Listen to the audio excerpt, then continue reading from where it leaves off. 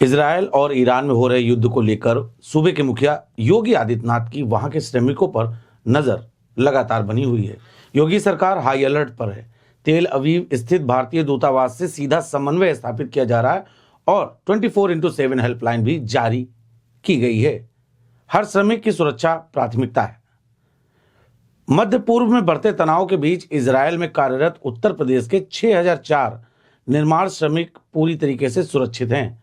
मुख्यमंत्री योगी आदित्यनाथ के निर्देश पर राज्य सरकार ने स्थिति पर कड़ी निगरानी रखते हुए हाई अलर्ट भी जारी किया है।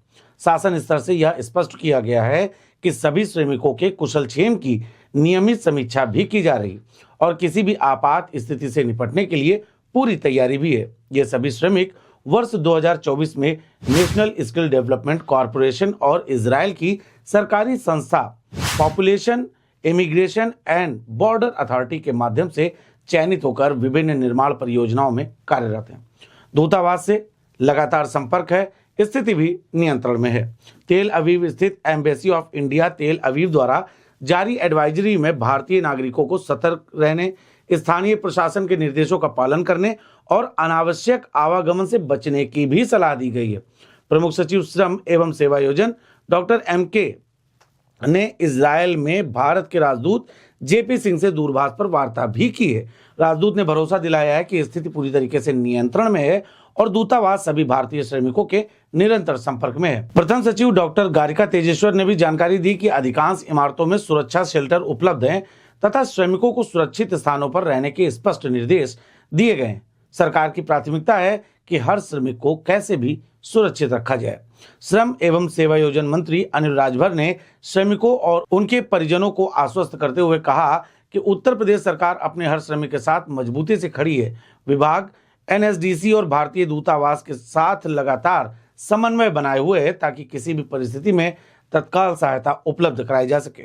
निदेशक सेवायोजन नेहा प्रकाश और अपर निदेशक PK पुंडीर ने भी संबंधित अधिकारियों को सुरक्षा व्यवस्था की सतत समीक्षा करने के निर्देश दिए हैं। इसके लिए 24/7 हेल्पलाइन नंबर भी जारी किए गए हैं। भारतीय दूतावास तेल अवीव द्वारा 24 घंटे संचालित हेल्पलाइन नंबर भी जारी किए गए हैं, जो आप स्क्रीन पर इस समय नीचे देख सकते हैं। इसके अतिरिक्त PIBA की ओर से भी हेल्पलाइन नंबर 1700707889 भी जारी किया गया है, जिसका संचालन centre for international migration and integration द्वारा किया जा रहा है। 42,000 भारतीयों में 6004 यूपी के श्रमिक हैं। वर्तमान समय में अगर बात करें तो इजरायल में लगभग 42,000 भारतीय नागरिक निवास कर रहे हैं, जिनमें से 6004 सिर्फ उत्तर प्रदेश के हैं और ये सभी निर्माण श्रमिक हैं। राज्य सरकार का स्पष्ट संदेश है, योगी आदित्यनाथ का स्पष्ट संदेश है कि विदेश में कार्यरत प्रत्येक श्रमिक प्रदेश की आर्थिक मजबूती का महत्वपूर्ण आधार है और उनकी सुरक्षा से किसी प्रकार का समझौता नहीं किया जाएगा। मुख्यमंत्री योगी आदित्यनाथ के नेतृत्व में प्रदेश सरकार हालात की पल पल समीक्षा कर रही है।